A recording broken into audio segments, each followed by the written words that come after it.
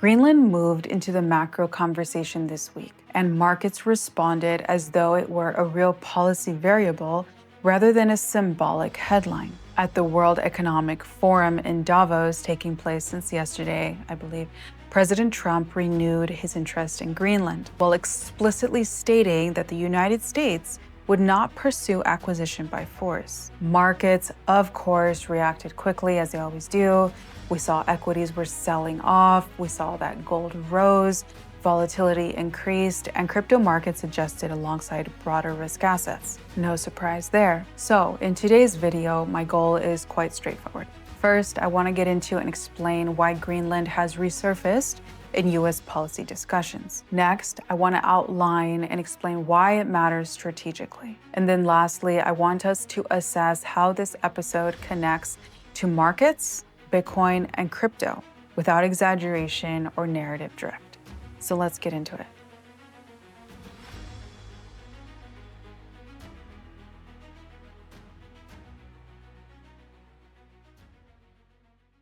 So here's what happened and why markets took notice. At Davos, Trump framed Greenland as a security priority and emphasized that only the United States could credibly ensure its protection. At the same time, he stated that military force would not be used, signaling an attempt to keep the discussion within diplomatic and economic channels. What changed market perception was not the statement itself, but the policy leverage attached to it. Reuters reported that the administration is considering tariffs on several European countries, beginning at 10% on February 1st and potentially rising to 25% by June 1st, contingent on negotiations related to Greenland. So he's applying a lot of pressure. This introduced a tangible trade component into what might otherwise have remained a geopolitical discussion. So at that point, the story shifted from rhetoric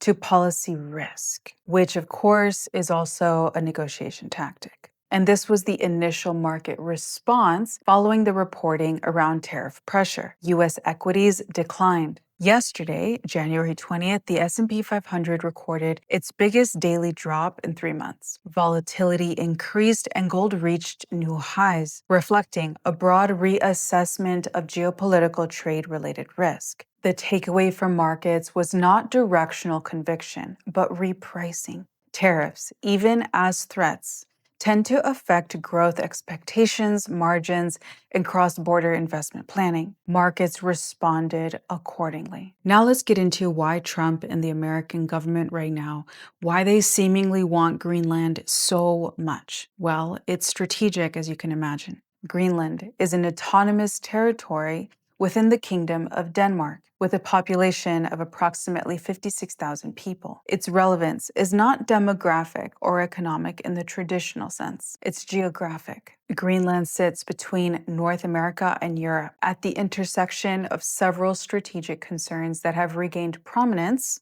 over the past decade, including war, of course. Greenland forms part of what military planners refer to as I don't know if I'm going to say it right, but the GIUK Gap or the GIUK Gap. And this includes Greenland, Iceland, and the United Kingdom. This corridor connects the Arctic to the North Atlantic and has long been central to monitoring naval and submarine movement.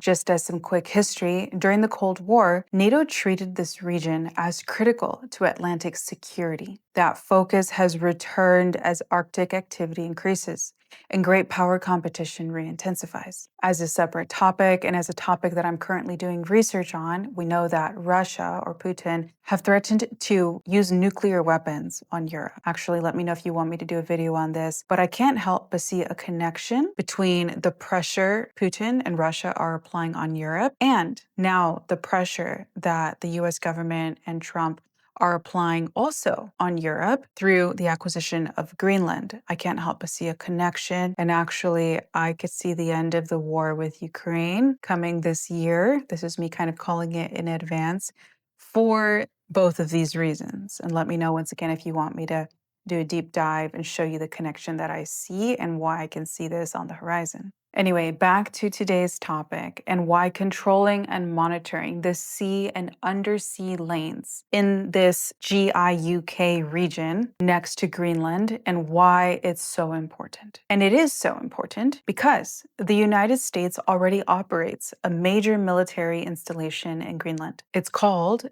Pitufik Space Base. And once again, I may be slaughtering the name, but that's what it's called. And according to the U.S. Space Force, its mission includes missile warning, missile defense, and space surveillance. So you can see why this area or Greenland is so important to the US because they've already been operating there. It's not as if the US doesn't have a presence there. It does have this military presence with a very complicated name, Pituif, and it has been used as a buffer, per se, between Europe and the Eastern Hemisphere and the Western Hemisphere, and in protecting the US from any potential missile attack coming from the West. So very, very strategic.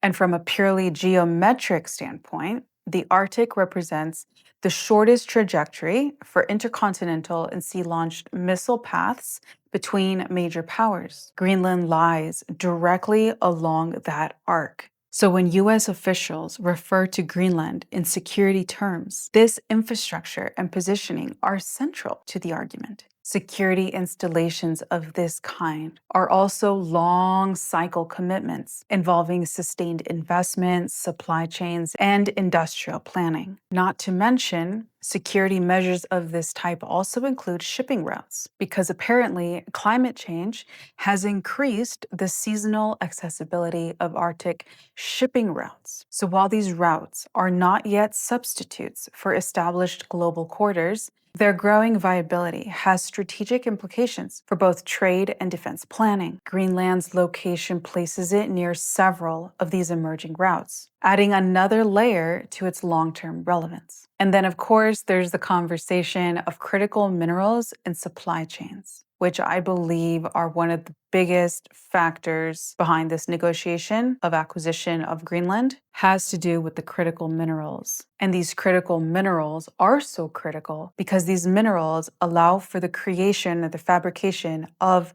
the chips that are essential to AI's continued development.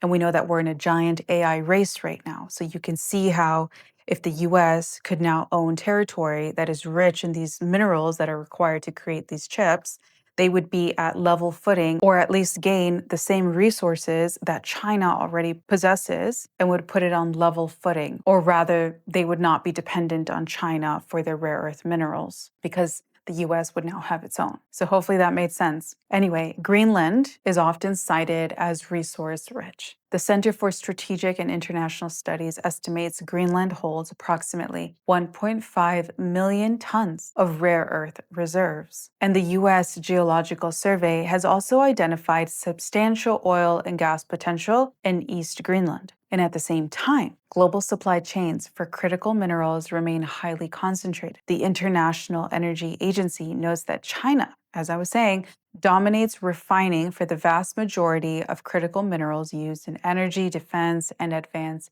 manufacturing, such as for AI. That said, extracting resources in Greenland presents significant challenges. Infrastructure is limited. We know Trump kept calling it a giant piece of ice. And we know environmental regulations are strict and development timelines are long. So as a result, the issue is less about near-term production and more about long-term strategic optionality. And from a market perspective, this episode feeds into three established channels. So what are they? Well, on the one hand, we have trade and growth expectations. Trade threats introduce uncertainty that can tighten financial conditions and weigh on investment decisions. Next, there is the alliance dynamics and risk premium. Public disagreement between the US and European partners increased perceived geopolitical risk, which we know markets do not like, and markets tend to price accordingly, conservatively. Next,